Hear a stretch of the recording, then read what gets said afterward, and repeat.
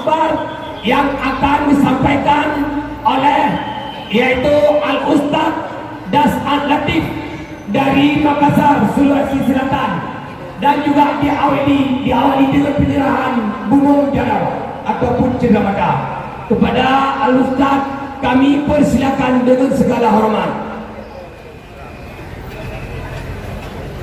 Allahu Akbar, takbir, takbir, takbir, Allahu Akbar.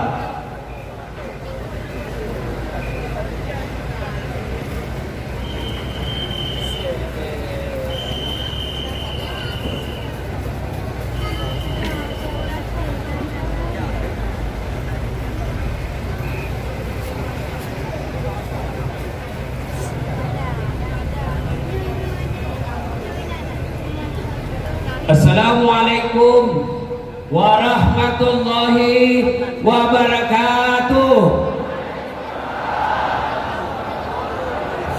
Sana juga. Alhamdulillahi rabbil alamin. Wa bihi nasta'inu ala umurid dunya waddin. Ashhadu an la ilaha illallah wa ashhadu anna Muhammadan abduhu wa rasuluh.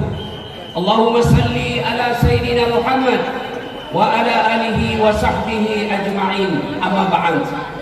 Faqad qala Allah subhanahu wa ta'ala fi kitabil karim wa huwa asdaqul qailin. A'udzu billahi minasy syaithanir rajim. Bismillahirrahmanirrahim. Ya ayyuhalladzina amanu taqullaha haqqa tuqatih wa la tamutunna illa wa antum muslimun.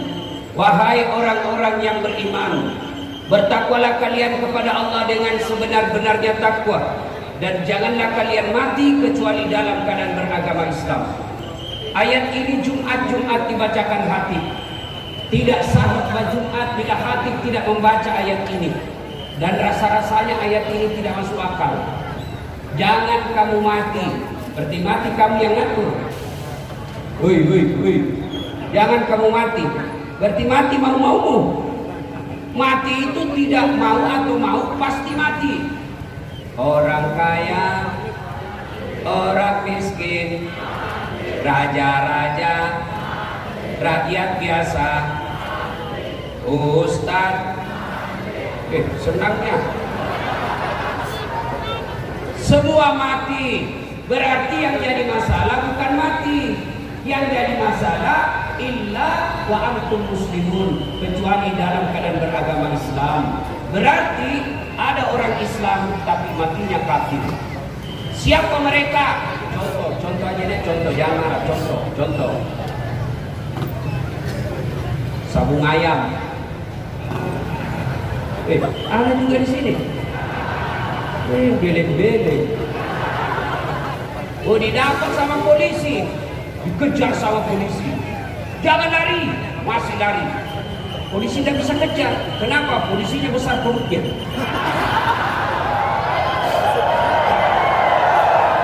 Ada juga polisi besar perutnya, ada juga kurang latihan ini. Kalau polisi besar perutnya tidak nyambung. Kalau ustaz besar perut ya memang jarang olahraga. Jangan lari, masih lari. Terpaksa polisi tembak ke langit. Masih lari, tembak 2 kali. Masih lari, tembak 3 kali. Masih lari, terpaksa dilumpuhkan. Tembak kakinya. Duh!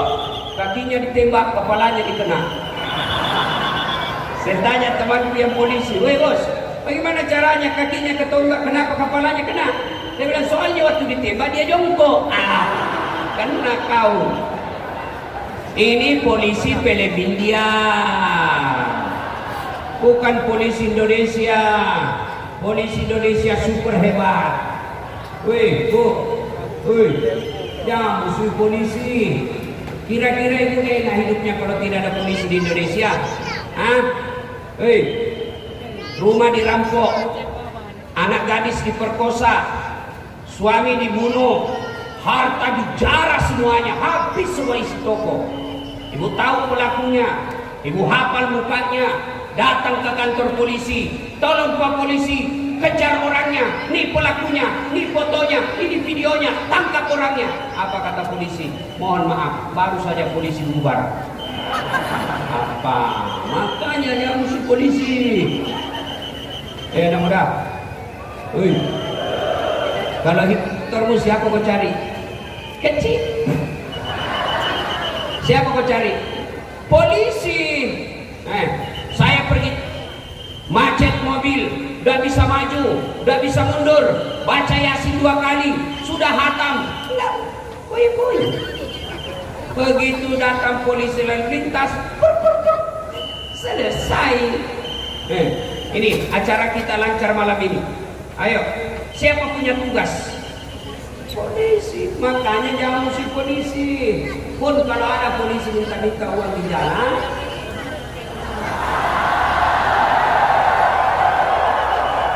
biar anak SMP diminta juga. Kau melanggar, kau tidak ini rambu-rambu. Kenapa kau langgar?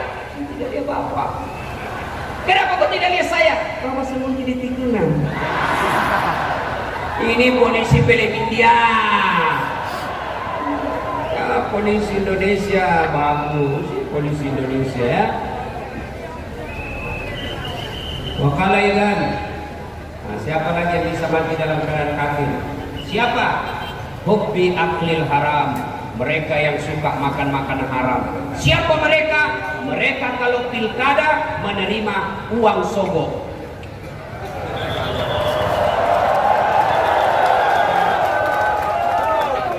Mereka terima uang sogo. Wane piro. Termasuk anggota DPR yang terpilih karena nyogok. Selama dia makan uangnya, selama itu dia makan uang haram. Ada anggota DPR begitu di sini? Ada? Ada? Kau salah, kenapa kau pilih dong? Kau larang menyogok tapi kau terima. Ya, termasuk PNS yang kerja gara-gara nyogok. Selama dia terima uangnya, selama itu dia makan uang haram. Kenapa? Karena dia bekerja diawali dengan sogo, termasuk uang pensiunnya. Jangan heran ketika dia masuk pegawai dia nyogok, pensiun tak pernah berhenti penyakit keluar masuk rumah sakit. Kenapa? Uang yang membentuk darah dagingnya uang-uang haram.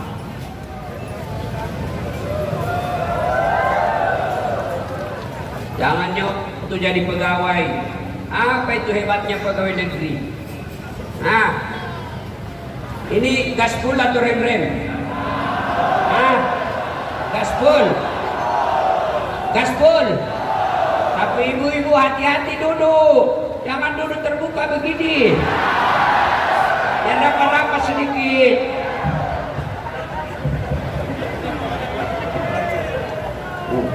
Ya. Bisa mati, saudaraku adik-adik remaja, bangsa Aceh nih, ya. Kalau kalian mau kerja tidak harus jadi pegawai negeri, apalagi sampai nyogok, apalagi jadi anggota DPR, jadi tentara, polisi karena nyogok. Demi Allah, yang kau kerjakan hanya di dunia, paling lama kau bisa kerja 20-30 tahun. Setelah itu kau pensiun masuk tanah, maka sisa hidup-hidupmu akan sengsara selama-lamanya. Ada yang bilang anak mahasiswaku sekarang, Ustadz susah kalau mau jadi pegawai tidak D3. Apa bisa? Dia bilang bisa, orang tidak bisa kendana nyogok. Saya jadi pegawai tidak nyogok. Apa hebatnya pegawai negeri? Mana ada pegawai negeri tidak ada utangnya di koperasi?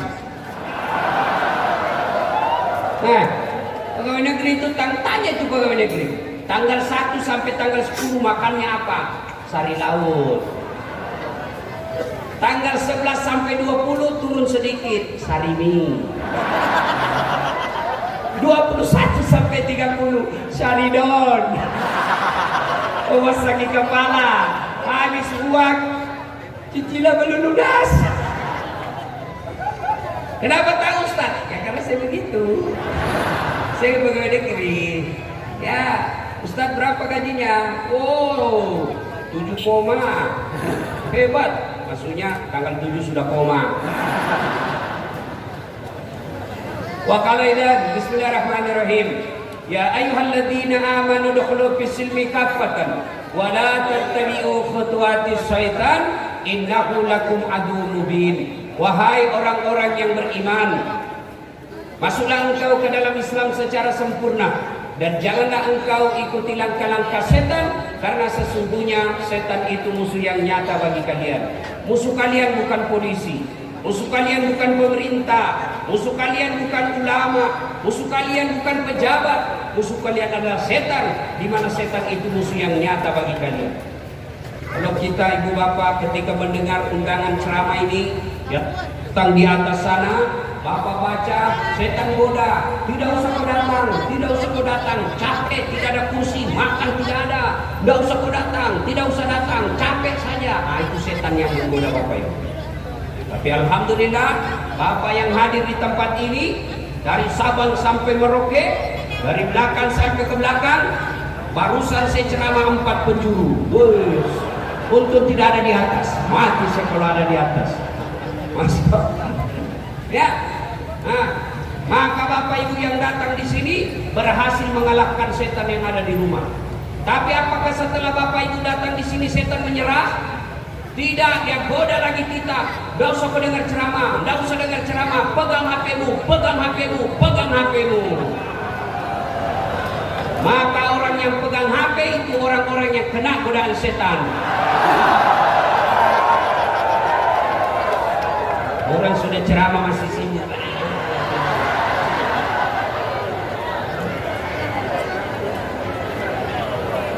Ibu-ibu yang pegang HP selama saya ceramah, saya doakan suaminya kawin lagi. Amin. Oh, senangnya di bapak-bapak. Kau ganti istri tidak berani, Fred. Ibu, simpan dulu, ibu, simpan dulu. Sebentar lagi selfie, sebentar. Ini saya ini kan rata-rata ibu-ibu, tapi ibu-ibu yang sudah sakaratul maut. Orang lagi ceramah sibuk juga selfie ya. Siapa lagi yang kena godaan setan di tempat ini? Siapa? Mereka yang datang pengajian dengan pacarnya. Bonceng cewek. Kenapa dekat-dekat sama cewek? Pacaran syar'i, Fred. Ada pacaran syar'i. Hati-hati ibu-ibu, cewek-cewek yang dekat dengan cowok, bisa jadi itu cowok adalah godaan setan. Dengan ceramah sambil peluk-peluk, beleng-beleng. Wa qala idzan bismillahirrahmanirrahim.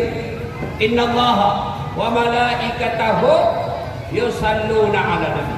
Ya ayyuhalladzina amanu sallu 'alaihi wa sallimu taslima. Sesungguhnya Allah dan para malaikatnya bersalawat kepada Rasulullah Muhammad SAW. Maka wahai orang-orang yang beriman, bersalawatlah kalian kepada Rasulullah dengan sebaik-baik salawat. Suatu kali Nabi lagi duduk-duduk dengan malaikat Jibril. Tiba-tiba Nabi melihat ada malaikat 1 juta jari-jarinya. Ibu-ibu berapa jari-jarinya, Bu? Berapa? 10. Cacat dong. Karena ada kaki. 20. Ini malaikat 1 juta jari-jarinya. Nabi lalu bertanya kepada Jibril, wahai malaikat Jibril, malaikat apa itu? Banyak betul jari-jarinya. Jibril menjawab, itulah malaikat yang Allah tugaskan mencatat air ketika hujan. Lalu Nabi bertanya kepada malaikat ini, wahai malaikat, mampu mencatat air ketika hujan? Ya, ku catat yang jatuh di gunung, ku catat yang jatuh di darat, ku catat yang jatuh di laut. Semua aku catat, tak setetes pun yang tidak aku catat, ya Muhammad. Lalu malaikat ini berkata, ya Muhammad, ada satu yang tidak bisa aku catat. Kenapa? Jumlahnya lebih banyak daripada air hujan, mengalahkan air ketika hujan, mengalahkan tetesan-tetesan air ketika hujan. Kata Nabi, apa gerangan ya malaikat? Apa itu?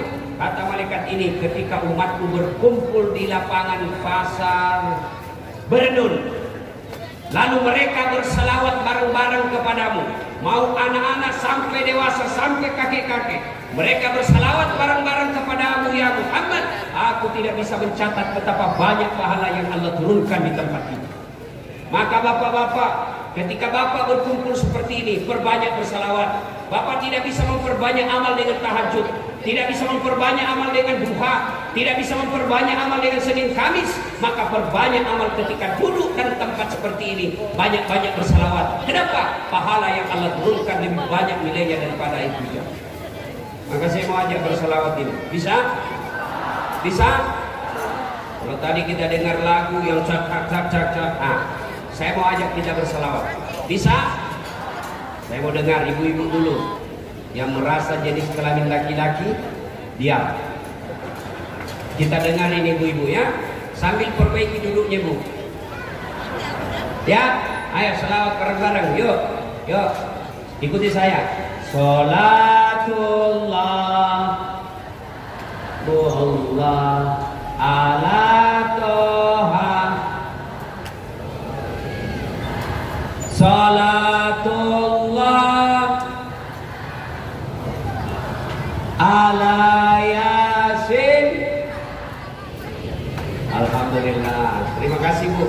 Pak, ini bukan kencang, ini namanya syahdu. Suara ini yang kasih nafsu kita laki-laki. Makanya ibu-ibu terutama yang janda, kalau ditelepon sama suaminya orang, jangan mendayu-dayu. Assalamualaikum ibu. Waalaikumsalam. Bagaimana suaminya rada tergoda. Lagi di mana ibu? Di rumah aja pak. Lagi ngapain? Tarik dong. Bagaimana suaminya rada tergoda? Ya kencang dong, tegas. Assalamualaikum bu. Waalaikumsalam. Lagi di mana? Di rumah. Lagi ngapain? Apa kau tanya-tanya? Berhentilah dia telepon kau. Waalaikumsalam. Ada janda di sini? Ada? Ada duda? Ada? Selesaikan urusanmu besok. Sebelum hari kiamat jemput. Ibu-ibu diam, kita dengar bapak-bapak. Ayo, saudaraku yang merasa jenis kelamin laki-laki, Allah menyediakan pahala yang sangat besar bagi mereka yang berselawat. Sambut selawat ini dengan meriah. Ayo, sholatullah sana, ala toha, lillah, sholatullah ala yasin. Mereka yang malu bersalawat tidak akan disaksikan oleh Rasulullah kelak.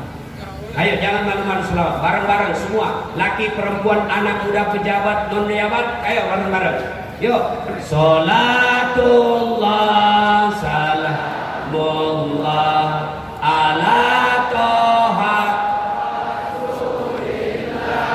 salatullah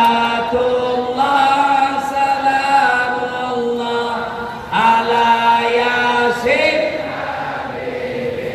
Alhamdulillah. Kasih Bapak Ibu saudara-saudara sekalian, teristimewa para pejabat yang hadir di tempat ini, Bapak Kapolres, Bapak Dandim, Bapak Kajati, Wakil Bupati, dan terkhusus yang mengundang saya, Wali Kota Berenun, Bapak Haji Jamal.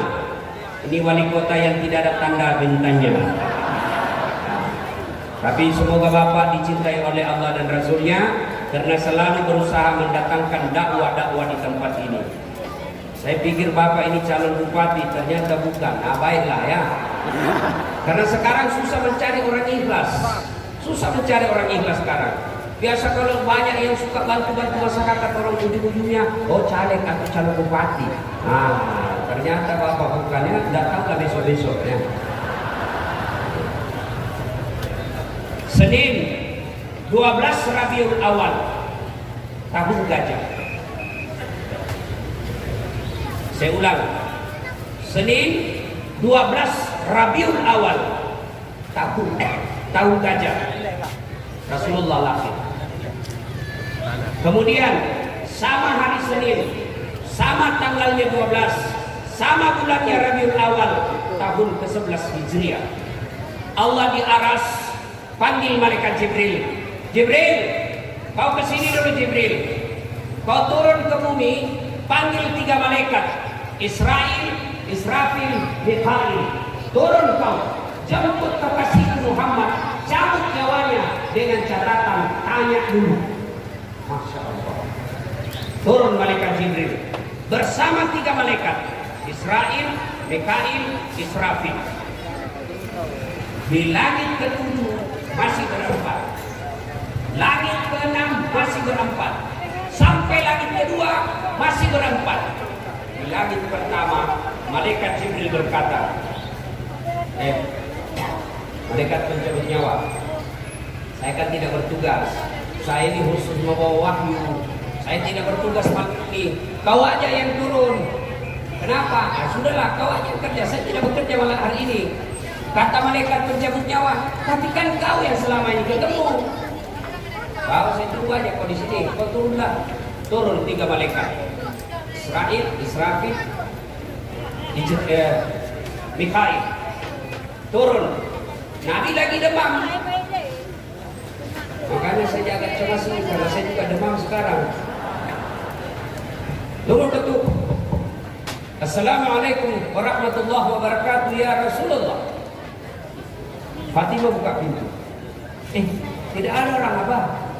Kata Rasulullah, sudah ada di samping. Lalu malaikat pencabut nyawa ini berkata, ya Muhammad, maafkan saya. Hari ini saya diperintah Allah untuk mencabut nyawamu dengan catatan kalau kau mau. Kalau kau mau saya cabut nyawamu hari ini. Kalau tidak mau ditunda sampai kau mau. Masya Allah. Kira-kira kalau bapak ibu ditanya apa jawabannya? Nah, kalau saya dasar, kau demam hari ini. Saya diperintah Allah cabut nyawamu hari ini. Menurutmu bagaimana? Tunggu dulu, belum sempat 2-3 istri. Apa jawaban Nabi? Ya, malaikat. Nabi-nabi senior itu setelah melaksanakan tugas, mereka menghadap kepada Allah. Hari ini pun saya sedia. Silahkan laksanakan tugasmu. Tapi ada yang aneh ini. Apa? Mana malaikat Jibril? Kok tidak ada malaikat Jibril? Malaikat pencabut nyawa Jibril menunggu di langit pertama. Kata malaikat, kata Nabi, tolong kau panggil dulu. Tolong panggil, ada sesuatu yang saya mau tanyakan. Naiklah malaikat pencabut nyawa. Jibril, dia cari kau temanmu. Saya bilang memang kau ikut, kau banyak bicara juga. Kau turunlah. Turun malaikat Jibril. Malaikat Jibril itu kalau ketemu dengan Nabi langsung muncul di depan Nabi seperti iklan di televisi.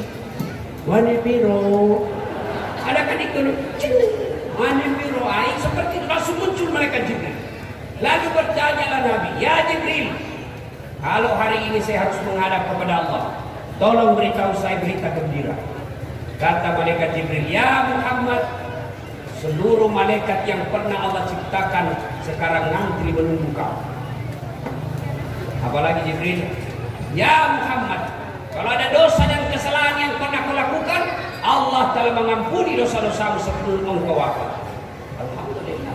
Apalagi, ya Muhammad, seluruh nabi dan rasul dari Adam sampai Isa alaihi salam haram masuk surga sebelum engkau lebih dulu masuk ke dalamnya. Alhamdulillah kata Nabi. Tapi Jibril, itu kan saya tidak cemas soal diriku. Yang aku cemaskan umatku yang ada di Berdun, umatku yang ada di Aceh. Saya tidak pikir soal diriku. Bagaimana umatku setelah aku tinggalkan? Lalu Jibril berkata, baiklah kalau begitu, saya tanya dulu kepada Allah.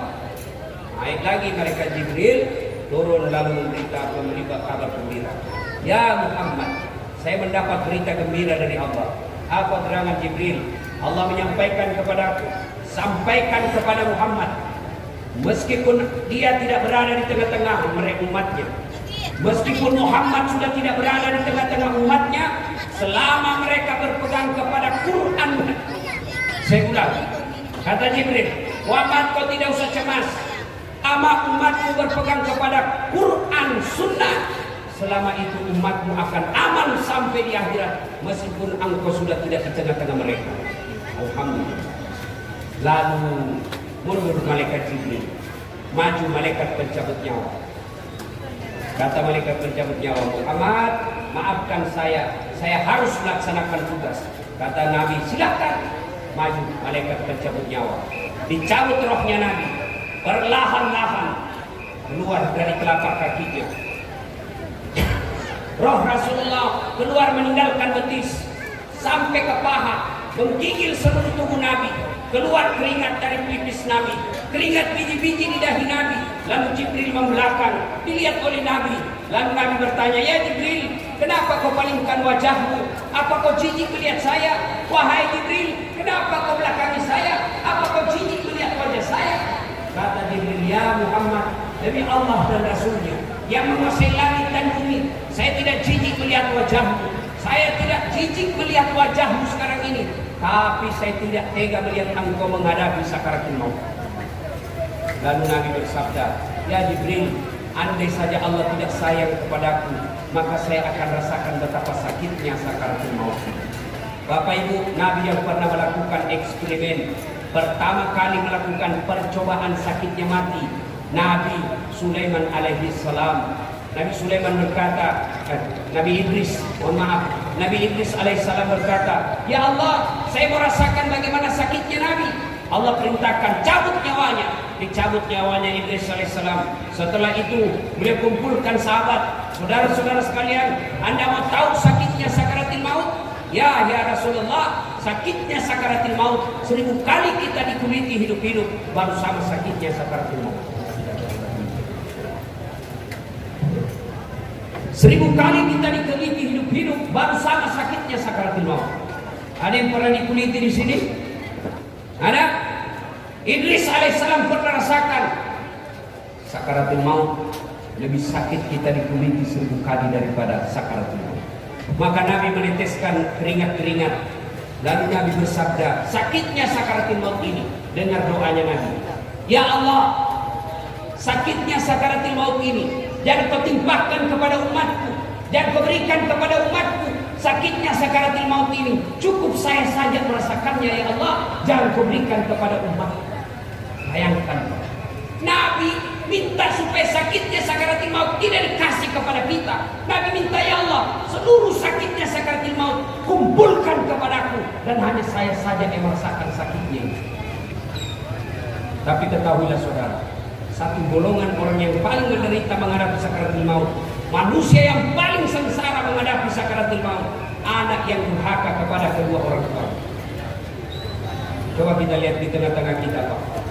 Saya hormat kepada bapak ibu, ibu-ibu yang membawa anaknya masih balita, tega sampai tengah malam begini, rela dilakukan karena antara mau menidurkan anak dengan mau dengar ceramah. Insya Allah bapak ibu yang membawa anaknya dengar ceramah ini, Allah muliakan ibu. Kadangkala saya melihat ibu-ibu malu di tengah orang banyak, dia gendong anaknya, mau pulang mau juga dengar ceramah, tinggal dengar ceramah, anaknya menangis, tentu rasa malu, Pak. Kita pasti rasa malu ketika orang mendengar ceramah anak kita nangis. Tapi ini ibu tega, dia tanggung rasa malunya untuk apa? Karena ingin dengar ceramah dan mengabaikan rasa sayangnya sama anak. Ibu-ibu seperti ini insya Allah didudukkan oleh surga. Maka demi Allah, anak yang durhaka kepada orang tuanya, jangankan masuk surga, baunya surga kau tidak akan tahu. Sayang, seribu sayang anak-anak kita sekarang lebih hormat sama pacarnya daripada ibunya. Lebih hormat kepada pacarnya daripada bapaknya. Kalau bapaknya tegur, nak, jangan kau keluar malam-malam, nak. Tidak bagus anak gadis keluar malam-malam. Apa jawab anaknya? Ah, itu kan dulu. Sekarang lain, bedenian, dono. Sekali cowoknya, terserah abang aja deh. Hei cewek, tidak akan berkah hidupmu kalau kau lebih hormat sama cowokmu daripada bapakmu. Kalau bapaknya mau jabat tangan, gak dicium. Ibu-ibu pernah lihat anak kita jabat tangan? Ibu-ibu sering anaknya jabat tangan sama ibu? Sering? Cium tangan? Anda disneding. Cium tangan itu begini. Ini kayak sekali tangan cowoknya beleng-beleng. Gara-gara pacarnya ngodok. Adinda pisahnya, kemanapun kau pergi aku akan mengikutimu. Gunung kan kudaki, lautan ku seberangi, masjid kau lewati, pret. Cewek, malam minggu ditelepon lah sama cowoknya. Acara apa malam minggu? Nggak ada kah? Ayo kita pergi lihat-lihat bulan. Gimana pinggir pantai jauh sekali kau pergi lihat bulan. Di rumahmu juga bisa kau lihat bulan. Tinggal buka pintu lihat kau nampak. Pergi lihat bulan. Sampai di sana tempat rekreasi sewa villa berdua. Pergi. Tinggal berdua sama cowok cewek satu kamar, hancurlah kau. Itu kalau cowok sama cewek satu kamar, ibarat ikan kau tutup sama kucing. Oh senang kucing, itu cowok kalau sudah satu kamar. Pertama dia bilang, coba lihat tanganmu deh, halus betul ya. Kata cewek, ya dong, saya kan anak mami. Dongok beleng-beleng. Akhirnya apa? Ini lagi naik sini. Jemari Tejo mulai piknik dari wajah sampai lutut Surti. Akhirnya apa? Pergi lihat-lihat bulan. Pulang tidak datang bulan. Makanya ini model-model anak kurang ajar sekarang. Demi Allah, ya, demi Allah, biar kalian rajin puasa, cerdas, IP-mu 3,5, kamu ranking di sekolahmu, juara umum kau di kampus, tapi durhaka kepada orang tuamu. Demi Allah, baunya surga kau tidak akan dapat. Saya kan anak muda sekarang memang saya heran, ya, tidak menghormati orang tua. Lihat anak-anak yang santun sama orang tuanya. Lihat mereka yang sukses dalam usahanya. Lihat mereka yang sukses dalam studinya. Biasanya resepnya satu, memuliakan orang tua. Maka adik-adik, kalian mau sukses, muliakan orang tua. Ini anak-anak sekolah, hormati orang tuamu. Jangan bicara lebih kasar dari orang tuamu. Dipanggil sama bapak, kerasnya minta ampun. Anak-anak sekarang ini kalau bapaknya yang bonceng malu. Coba lihat anak-anak gadis sekarang. Kalau dibonceng itu saya tahu posisinya.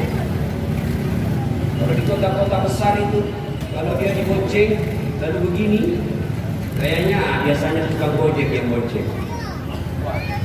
Kalau dia begini, biasanya pacarnya yang bonceng. Tapi kalau dia begini pegang besi di belakang, itu bapaknya yang bonceng. Itu model anak sekolah. Tapi bagaimana? Apakah ada yang durhaka sama orang tuanya? Ini bapak-bapak yang sudah punya istri. Apa ada yang durhaka sama orang tuanya? Banyak. Gimana cara mereka durhaka sama orang tuanya? Mereka lebih takut sama istrinya daripada ibunya. Pernah dengar kisahnya Sa'lab Al-Qamah? Al-Qamah rajin sekali beribadah, sahabat Nabi. Ketika sakaratul maut tidak bisa syahadat dengan sempurna. Kenapa? Durhaka sama ibunya karena lebih sayang sama anaknya, sama istrinya daripada ibunya. Lebih takut sama istrinya daripada ibunya. Ada di sini bapak-bapak takut sama istrinya. Ada juga orang Aceh takut sama istrinya. Banyak. Berhenti kau jadi laki-laki. Apa mau takut sama istri? Semua gaji kita dia yang ambil. Dari pagi sampai sore kita kerja, dia yang ambil hasilnya. Kita bawa duit waktu pengantin, kita yang bikin rumah, dibelikan mobil, gaji semua diambil. Lalu kau takut sama istrimu? Berhenti kau jadi laki-laki. Saya serius. Dia ngamuk Ustaz, tidak apa-apa kalau dia ngamuk. Dia pecahkan piring, kalau dia pecahkan piring satu musim kau pecahkan. Dia pecahkan gelas, pecahkan semuanya. Kenapa? Piring, gelas boleh dibeli. Harga diri sebagai suami tidak boleh diinjak-injak istri. Takbir. Itulah yang takut sama istrinya. Ayo. Lalu Nabi menjelaskan, ya Allah, sakitnya sakaratul maut ini jangan kau timpakan kepada umatku. Cukup saya saja yang menunggu. Lalu sampailah tenggorokan Nabi di kerongkongan. Nabi berwasiat. Dengar wasiat Nabi di akhir hidup beliau. Perempuan, jaga perempuan kalian. Ini dulu yang pesankan Nabi. Jaga perempuan kalian. Alhamdulillah, perempuan-perempuan di tanah Aceh dari dulu menutup aurat. Waktu itu belum pakai jilbab namanya. Saya nonton filmnya Cut Nyahdin. Itu sampai berkali-kali saya nonton. Luar biasa perempuan-perempuan Aceh. Saya berdoa yang ada di tempat ini, mereka juga punya nyali dan nasionalisme seperti layaknya Cut Nyahdin. Wahai perempuan, kalian kata Nabi adalah tiang negara. Hancur wanita, hancur negara. Retak wanita, retak negara. Kokoh wanita, kokoh negara. Maka kalian adalah tiang-tiang negara. Maka tolong pakai jilbab bukan sekedar tutup aurat. Ada syarat kedua yang harus dipenuhi. Apa itu? Tidak mempertontonkan lekuk-lekuk tubuh. Sekarang banyak perempuan pakai jilbab tapi sempit. Roknya sempit, bajunya sempit, berat badan berat. Akhirnya apa? Seperti buras. Gak tahu apa bahasanya di Aceh kalau buras. Ada itu yang dibungkus-bungkus nasi. Lontong.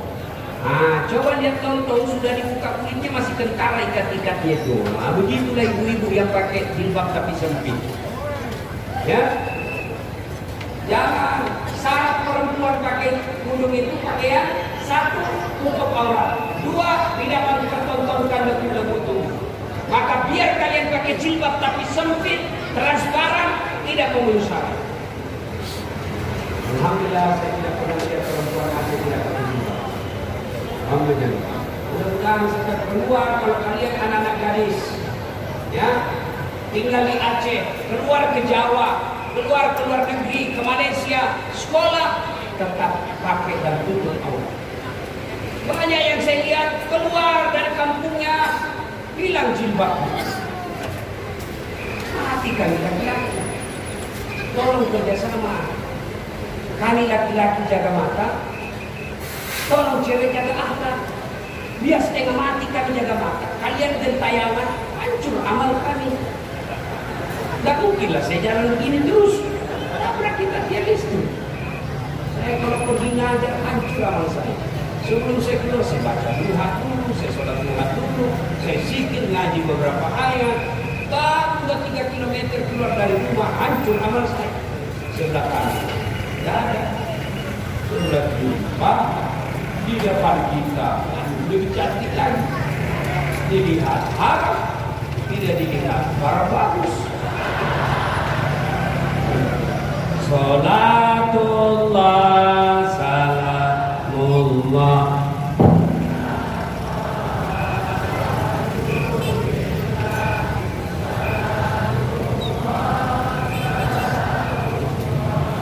ala yasin habibillah tawassalna bi bismillah wa bil hadi rasulillah wa kul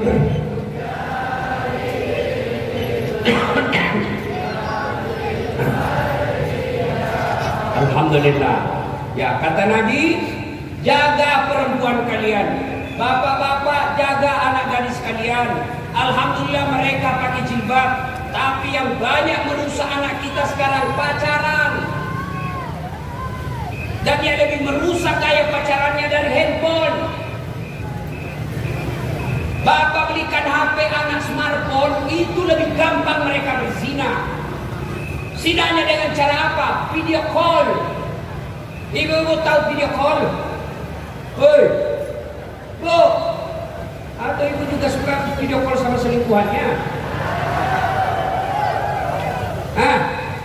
Video call ini yang rusak anak-anak kita. Mereka masuk di kamar. Kata cowoknya, tidak nak, gampang pakai headsetmu. Coba tidak didengar bapakmu. Pakai ya. Ya, kasih dia lidahmu, tidak artis tuh.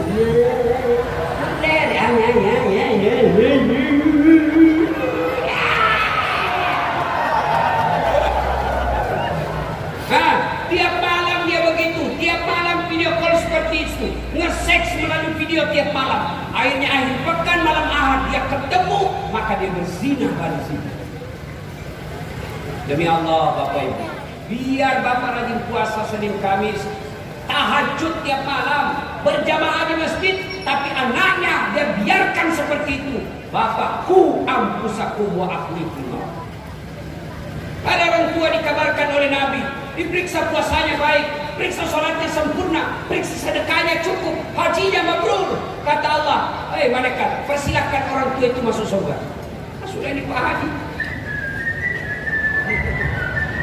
Begitu mau masuk dalam surga dipanggil, ada yang teriak dari dalam neraka, Tuhan, tahan itu Pak Haji, tahan itu, tahan. Kenapa? Itu bapak saya. Ada urusan apa? Saya dimasuk neraka karena dia tidak peduli sama saya. Kalau saya masuk neraka, kenapa dia masuk surga? Tidakkah dia bertanggung jawab kepadamu ya Allah? Saya adalah tanggung jawabnya kepadamu ya Allah. Kenapa dia masuk surga? Akhirnya malaikat katakan, Pak Haji, tunggu dulu. Mau kemana guru? Tunggu dulu, belum selesai. Siapa itu yang berteriak? Oh, anak musuhku ya Allah. Kau masuk dalam neraka bersama anak. Maka ibu bapak yang punya anak gadis, yang perempuan, jaga mereka, jaga anak gadis ini. Kalau dia mulai pacaran, lebih nikahkan. Kalau orang Bugis, saya tidak tahu di sini apa ada tradisi. Kalau di Bugis namanya kawis soro, artinya apa? Dinikahkan dulu. Sudah nikah yang penting halal, hidup di rumah masing-masing. Kan biasa kita tidak mau nikahkan anak kita karena merasa belum ada kerja. 19 tahun suami lakinya tidak ada kerja, ya sudah halalkan aja dulu. Nikahkan supaya kalau mereka jalan-jalan halal. Karena mereka belum punya kerja, ya sudah kau makan di rumahmu, saya makan di rumahku. Halal. Kau pergi lagi dia, kau boleh kau cium-cium itu. Sudah kena istrimu bos, halal. Ini sekarang pacaran 3 tahun. Dengar ini cewek, berhenti kau pacaran. Motor aja 1 tahun sudah lunas dicicil. Kau dipacari 4 tahun tidak nikah. Berhenti kau. Demi Allah, kalian cewek yang paling rugi. Jangan percaya mulut laki-laki yang lagi jatuh cinta. Semua bagus-bagus, tapi demi Allah niatnya busuk. Kalau dia sayang sama kalian, suruh lamar baik-baik. Kalau kalian abang sudah sayang sama saya, lamar saya terima kau 24 jam halal. Jangan pacaran lalu cowoknya bilang betul kau sayang sama saya deh, betul. Mana buktinya? Bukti buka kancing. Kau juga cowok, jangan sebodoh-bodoh anaknya orang. Beli rokok aja kau belum bisa. Masih laki-laki apa itu? Sumitro, suka minta rokok. Ayo, ibu bapak, saudara-saudara sekalian, jaga anak-anak gadis kita. Pak Haji kontrol anak-anak gadis. Ya. Yang kedua kata Nabi, jaga sholat kalian. Jaga sholat. Perempuan paling banyak nggak sholat. Kapan? Ketika haid. 3 hari belum sholat, 5 hari belum sholat. Kata suaminya, kok belum sholat? Haid, biasa kan cuma 5 hari. Ini belum bersih, masih ada sedikit-sedikit. Jadi suaminya, kau bohong ya? Aku bohong, sih kasih lihat kau ya. Aku mau dikasih lihat, beli. Kapan lagi dulu banyak gak sholat? Kalau ada pengantin, jilbab sakaratil maut, kuning, coklat, abu-abu, mukanya kayak tidak teko. Ada sidonya ini bu. Sekarang banyak perempuan palsu, hati-hati. Bulu mata panjang palsu, bibir merah palsu, pipi biru palsu, pangkat halus.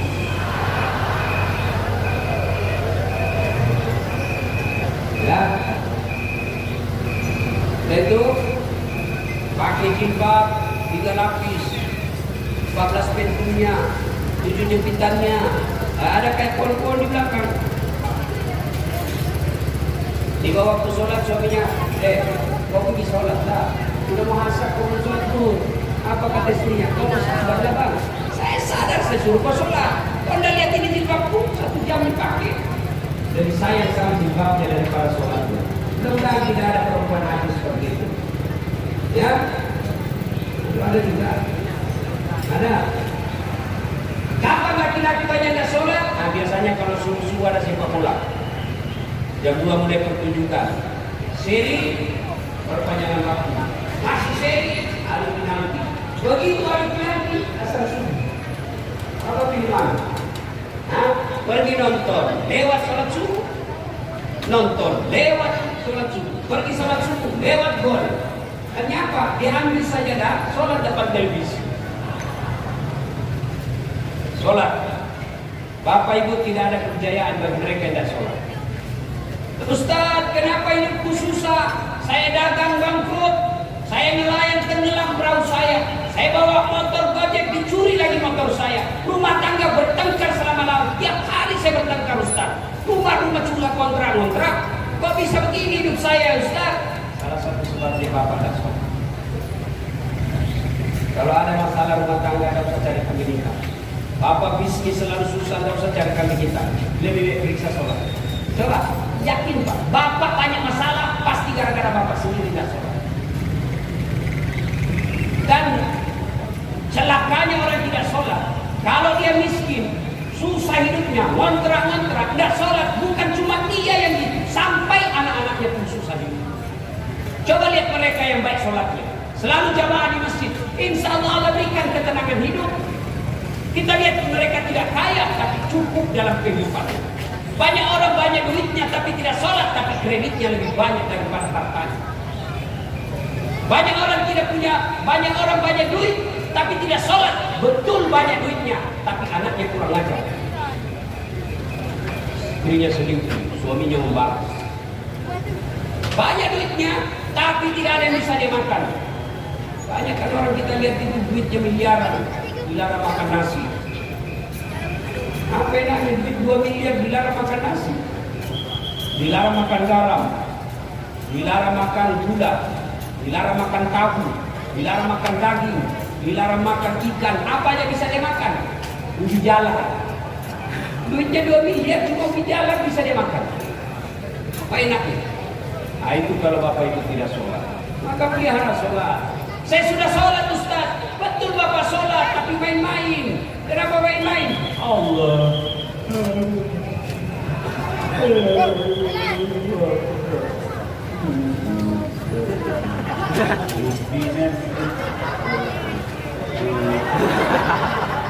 Siapa ngajar sholat seperti itu?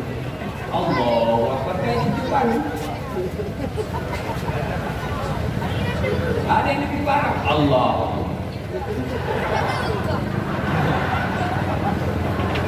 Bapak ibu ketawa karena membayangkan diri sendiri kan? Ibu-ibu sholat cari duit, bukannya ingat Allah, ingat duit. Allah. Tapi duit saya 100 ribu. Beli pulsa 50 ribu, beli bensin 20 ribu. Mana yang 30 ribu? Allah. Mana sisi ya? Oh, sampai rakaat kedua belum didapat, rakaat ketiga masih dicari, rakaat keempat assalamualaikum, oh di bawah sana disisipkan. Ya, nah bapak saudara-saudara sekalian, perbaiki sholat. Demi Allah tidak ada kebahagiaan dan kemuliaan bagi mereka yang tidak sholat. Di akhirat kelak, ketika seluruh pengantar sudah kembali, pengantar dari alam dari kubur kita sudah kembali, maka datanglah malaikat menyebutkan 5 pertanyaan. Kalau bapak ibu baik sholat tidak usah cemas. Begitu masuk kubur, malaikat bertanya, "Man rabbuka?" Siapa Tuhanmu?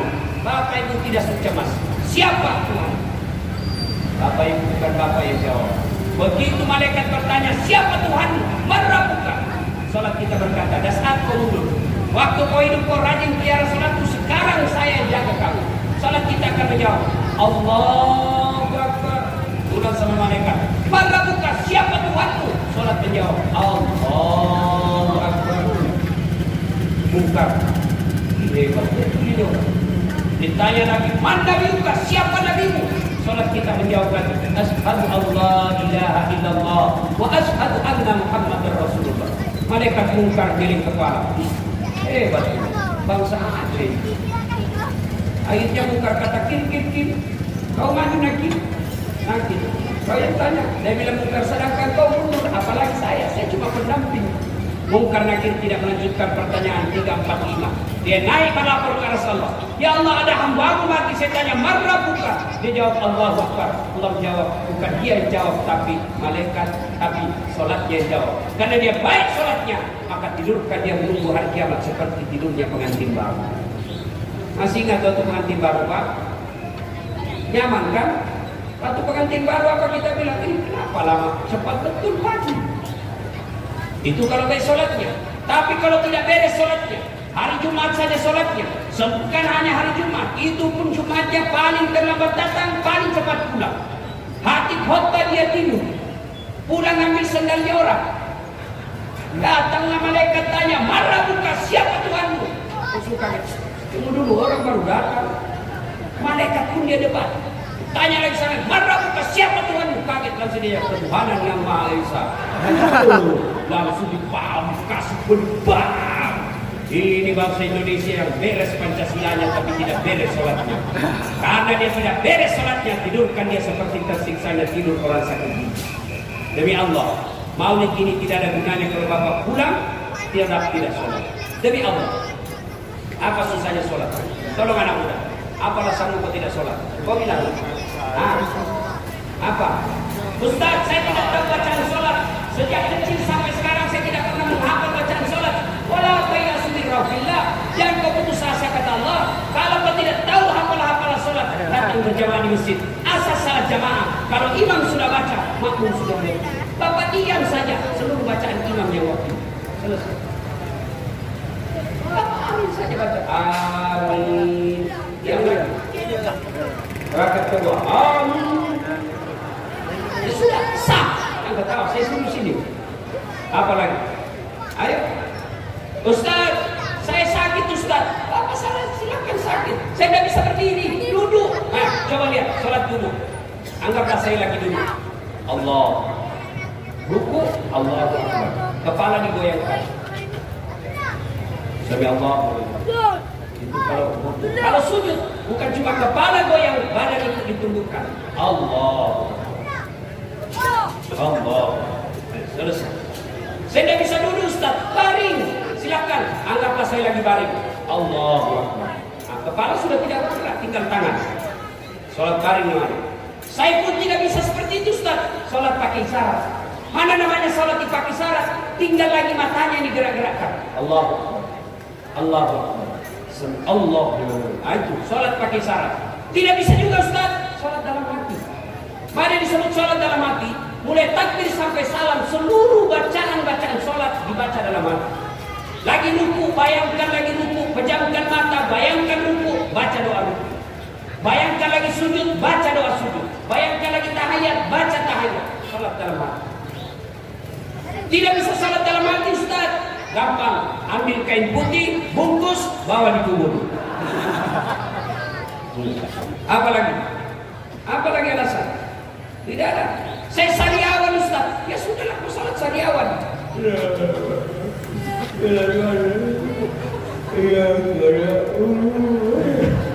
Allah tahu ibu lagi sakit gigi.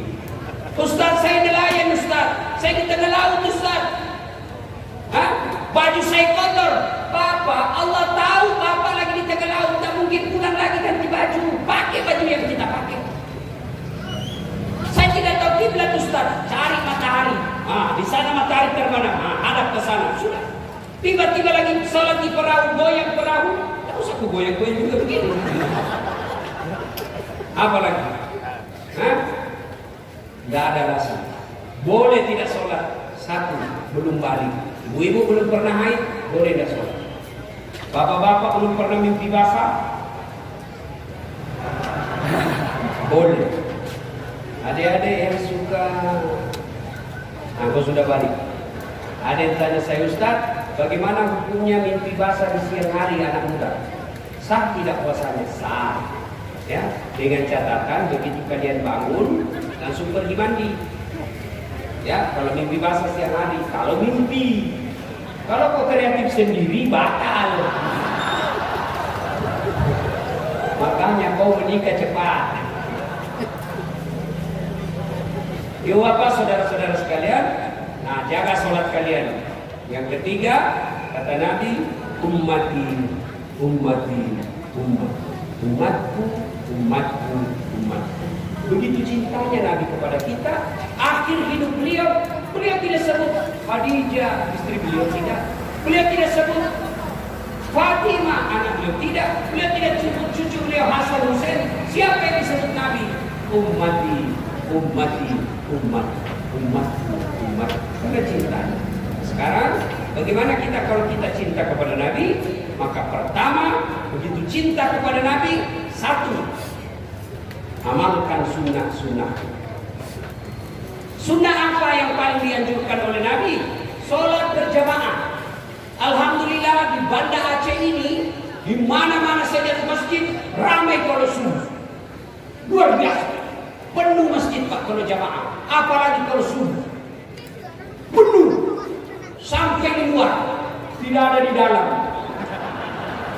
Dalam masjid orang tua yang sudah buka sakartir mau lomba batu. Nah, itu orang tua aja kalau subuh-subuh. Tidak ada sebarang subuh, baunya angin, baunya hawa. Tidak ada anak muda dalam masjid. Datanglah sholat jamaah. Kenapa orang malas sholat jamaah di masjid? Kata satu, karena dia tidak tahu pahala. Tahu pahala berjamaah. Adik-adik, kalau balik ke masjid itu ada kenapa? Ke masjid, duduk dulu, lalu ke masjid. Kata Nabi, melangkah kaki kananmu satu pahala, melangkah kaki kiri gugur dosa kecil. Jadi kalau rumah 300 meter ke masjid, PP 600 meter. Berapa langkah kaki, berapa pahala, berapa dosa yang dapat. Apalagi kalau bapak jalan begini. Lama sampai banyak sekali pahalanya. Ustaz, bagaimana kalau naik mobil? Alhamdulillah 4 rodanya jika dia 4. Apalagi pahala orang datang berjamaah ke masjid. Seluruh materi yang kita lewati, pagar, tembok, dinding, aspal akan jadi saksi. Dia akan berkata, ya Allah, jangan masukkan dia neraka, masukkan dia surga. Saya saksinya. Tanggal 9 Februari dia datang berjamaah sholat. Itulah sebabnya Nabi menganjurkan ketika ke masjid lain jalannya, ketika pulang lain pula jalannya. Dan yang ketiga keutamaan berjamaah. Kalau hujan, basah baju atau gerimis, basah bajunya, baju yang basah itu akan melindungi kita dari sentuhan api neraka. Dan juga salah paham. Mentang-mentang sudah dengar begini, dia tunggu hujan keras. Begitu hujan keras baru dia lewat. Oh, ini beleng-beleng. Apalagi keutamaan berjamaah, ini yang paling sering kita dengar. Lipat 27 kali. Artinya apa? Satu kali sholat jamaah di masjid, 27 kali sholat di rumah bersama. Apalagi sholat berjamaah di masjid, keutamaannya di masjid ada disebut doa bersama. Barangkali kita mau berdoa tapi tidak tahu caranya. Barangkali kita mau berdoa tapi banyak dosa. Tapi di masjid yang mimpin doa, alim ulama, soleh, ada anak yatim piatu, fakir miskin teraniaya, imamnya mimpin doa, anak-anak yatim di belakang mengucapkan amin, maka semua doa dalam masjid dikabulkan Allah. Ayo datang berjamaah di masjid. Apalagi keutamaan berjamaah di masjid. Di masjid insya Allah lebih khusyuk. Beda kalau di rumah banyak gangguan. Kita lagi sholat anak putar lagu. Kita lagi sholat tiba-tiba kucing lewat dan ikan tidak ditutup. Pasti stres. Habis kita. Terpaksa dia baca Allah surah Nas, Malikin Nas, Ilahin Nas. Itu bukan sholat, ngurusin kucing. Dan berikutnya, kenapa orang malas ke masjid? Karena dia tidak lihat pahalanya. Coba kalau wakil bupati mengumumkan di sini, siapa yang datang berjamaah di masjid, maka diberikan pulsa 200.000, beras 50 kilo. Saya yakin sholat subuh jam 4, setengah 3 sudah penuh masjid. Kenapa dia lihat pahalanya? Maka saudara-saudaraku datang berjamaah di masjid. Banyak kemudian yang kita dapat. Penyebab yang ketiga, orang malas ke masjid. Manajemen masjid tidak bagus. Saya tidak tahu kalau di bandara. Sekarang banyak masjid senang. Saldo pas 100 juta. Bangga panitianya kalau saldo pasnya 100 juta. Salah. Jangan simpan duitnya orang. Kalau simpan uangnya orang di masjid, maka demi Allah kalian bertanggung jawab kenapa amalnya orang tidak jalan. Yang 100 juta jadikan keran air, jadikan AC, jadikan kipas, jadikan makanan panganan pagi, kau buka bersama ketika Senin dan Kamis. Jangan simpan di saldo. Ketika saldo disimpan, maka jalan amalnya orang terhambat. Namanya amal jariah kalau dia jadi tegel, amal jariah kalau dia menjadi dinding, amal jariah kalau dia menjadi lampu. Tapi kalau dia hanya jadi saldo, tidak ada amalnya di dalam. Bukan kalian yang bertanggung jawab, yang pegang duit masjid, hati-hati. Ini saldo kas 100 juta, kita mau kencing dan airnya. Masih baik kalau kencing Pak, masih bisa kita kasih selesai. Masih bisa kita pakai kipas angin, apa ya? Anak muda, jangan kasih dia ibu-ibu.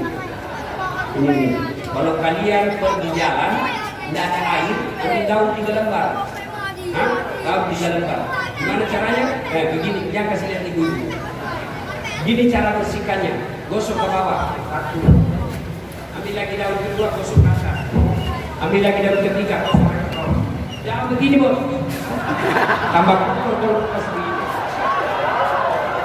Tapi hati-hati, sebelum kau pakai itu daun periksa baik-baik. Siapa tahu ada ulat gatal.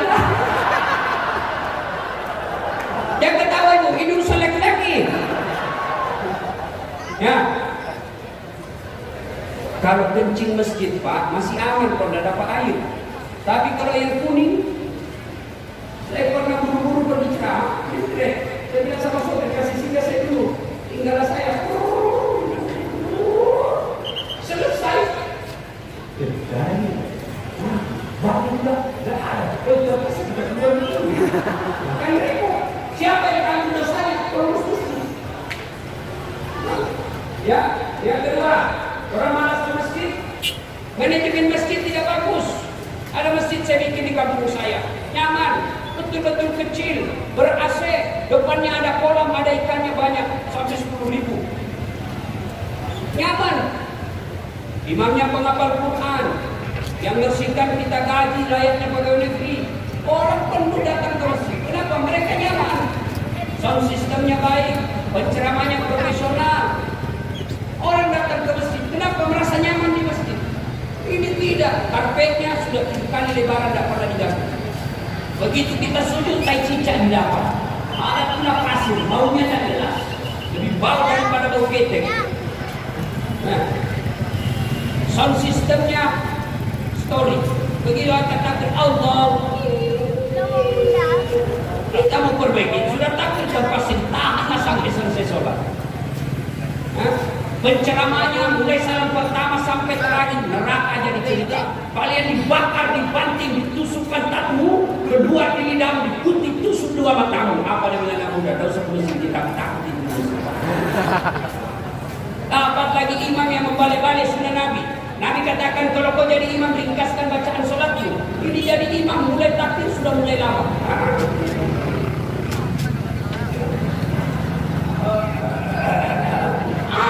Kalau 3 angkat Nabi selesai. Kata Nabi kalau kau jadi imam ringkaskan bacaan sholatmu. Kenapa? Karena di belakang macam-macam. Ada anak muda yang tidak bisa tahan lama-lama. Ada ibu-ibu berangkali sekali kentut. Ada bapak-bapak yang rematik. Bayangkan kalau bapak-bapak rematik di depan dia baca yang panjang-panjang musik seorang tua. Ibu. Barangkali ada satu berbeda pakai sepatu baru, dia lupa simpan baik-baik. Gila sudah sepatu saya ini. Apa betul ini Pak Imam? Gila sudah sepatu saya. Yang kedua kata Nabi, kalau kau jadi imam, baca yang umumnya orang hafal. Tujuannya apa?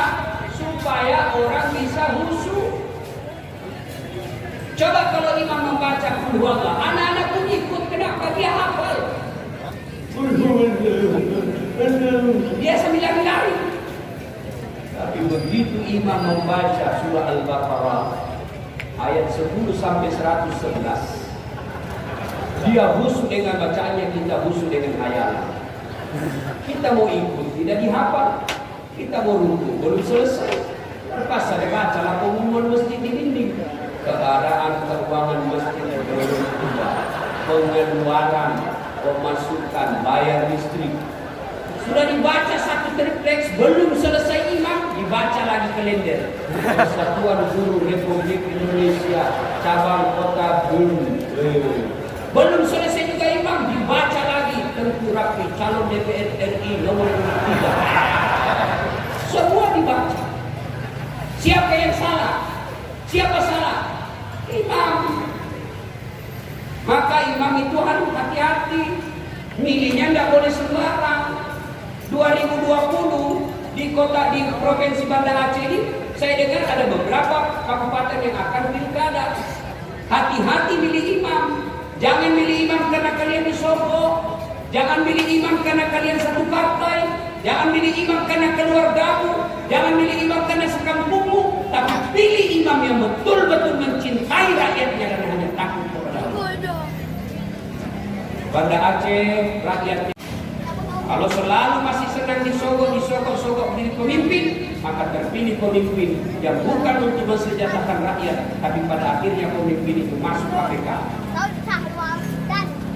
Penjara karena korupsi. Kami hati-hati begini. Ya, kalau imam salah jamaah. Saya punya pengalaman. Waktu saya kecil di kampung SMP, tunjukkan kita. Kalau sudah 3 menit belum selesai, ada kawan saya datang diangkat kepalanya, langsung teriak, "Wih, bilang imam!"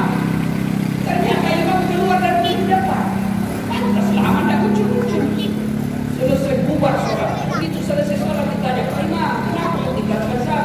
Dia bilang, "Saya kentut." Lain kali kalau kentut, kasih bangun dulu kita supaya dilihat kau keluar. Apa katanya? Saya sengaja malu, saya mau lihat. Siapa yang salah? Siapa yang salah? Imam. Maka hati-hati.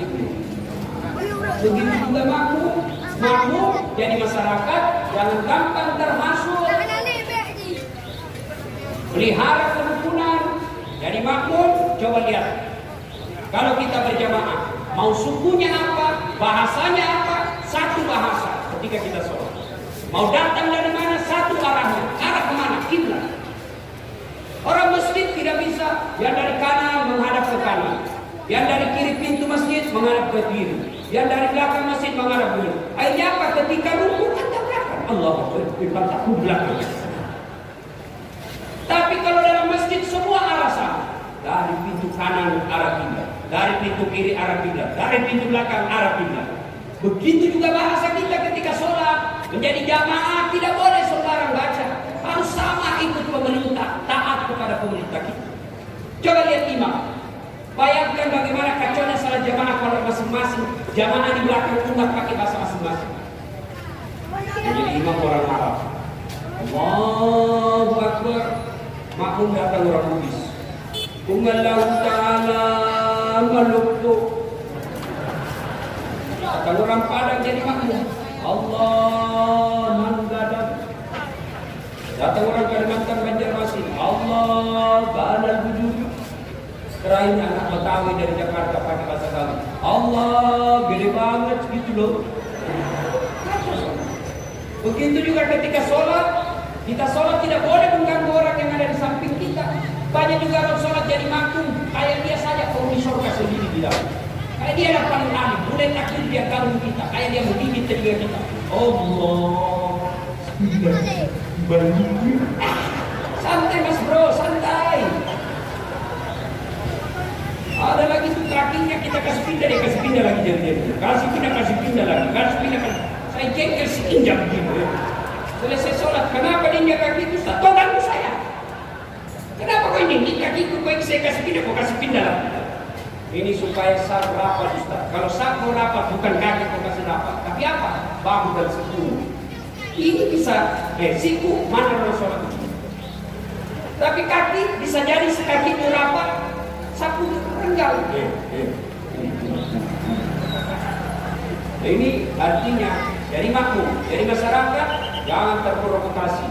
Apalagi sekarang musim hoax, banyak orang menyebarkan fitnah. Hati-hati, dekat pilkada biasanya banyak orang menyebarkan berita-berita kebencian, hoax. Orang jadi bupati, orang jadi wali kota, kalian menyebar hoax, masuk penjara dan tidak mungkin dia datang menyusul ketika kau sudah dalam penjara.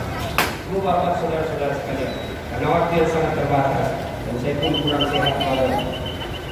Ini saja proses. Mudah-mudahan. Sebelum saya pilih, terima kasih bapak ibu sekalian. Saya sangka ini tidak ada pendatang yang mendengar sama saya. Kalau saya orang Bugis, ternyata orang Aceh senang juga. Tapi sengaja saya diberitahu sama panitia, tahun lalu saja Ustaz subuh masih ramai jamaah di sini. Alhamdulillah. Hati-hati di jalan, jangan pulang bersama bukan muhrim, karena setan akan menggodamu sepanjang jalan. Terima kasih atas kehadiran bapak ibu sekalian. Halo.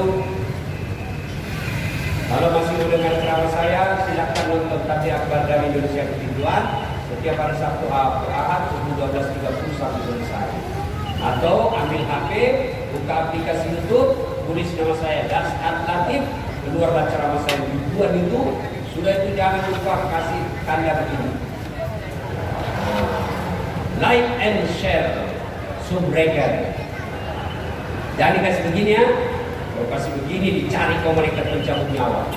Masa ceramah mau kasih begini? Memang ini lagi dangdut. Ya, nah ibu bapak saudara-saudara sekalian, terima kasih. Mudah-mudahan ada manfaat. Lebih dan kurangnya mohon dimaafkan. Nun wal kalami wasrun. Billahi fi sabilil haq. Assalamualaikum warahmatullahi wabarakatuh. Ayo sebelum kita tinggalkan ibu, kita berdoa dulu ya. Ayo kita awali dengan mengirimkan surat Al-Fatihah. Sudah Rasulullah Muhammad SAW siap dan rekamannya kita ikhlaskan untuk orang tua kita masing-masing. Al-Fatihah.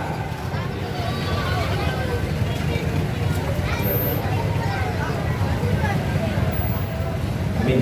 A'udzubillahi minasyaitonir rajim. Bismillahirrahmanirrahim. Allahumma shalli ala sayyidina Muhammad wa ala sayyidina Muhammad. Allahumma ighfir lil mu'minina wal mu'minat wal muslimina wal muslimat al-ahya'i minhum wal amwat innaka sami'un qaribun mujibud da'wat wa qadiyah. Allahumma ighfir lil mu'minina wal mu'minat wal muslimina wal muslimat al-ahya'i minhum wal amwat innaka sami'un qaribun. Allahumma ighfir lana Allahumma ighfir lana Allahumma ighfir lana wal walidayna warhamhum kama rabbayana. Rabbana la tuzigh qulubana ba'da idh hadaytana wa hab lana min ladunka rahmah innaka antal wahhab innaka antal wahhab innaka antal wahhab. Rabbana atina fid dunya hasanah wa fil akhirati hasanah wa qina adzabannar. Subhana rabbika rabbil izzati amma yasifun. Salamun alal mursalin. Alhamdulillah. Terima kasih, lebih dan kurangnya mohon dimaafkan. Wassalamualaikum warahmatullahi wabarakatuh.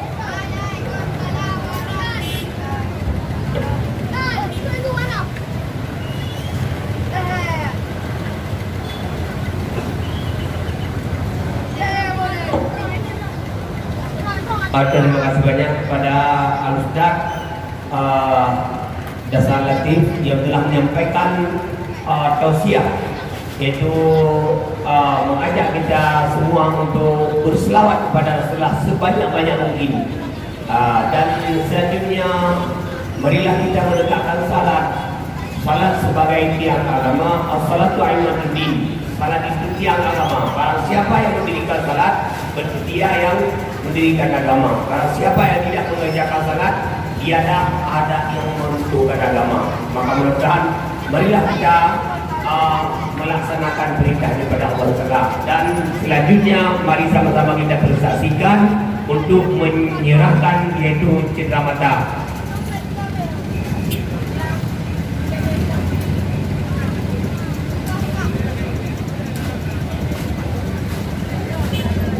Aipuna kalaki lomba kandar beli laki dong kepada Tengku Rafli, kamu persilakan dengan segala hormat.